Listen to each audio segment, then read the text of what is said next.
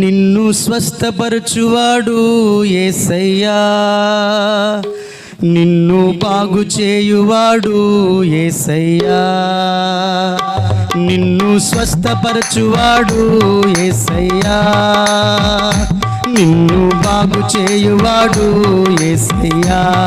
చెబుదాం.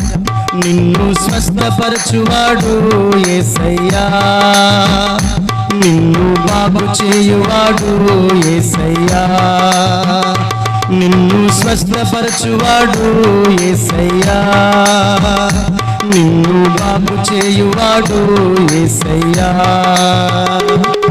ఏ తెగులును నీ గుడారము రానీయడు, ఏ కీడును నీ గృహమును దరిచేరనీయడు.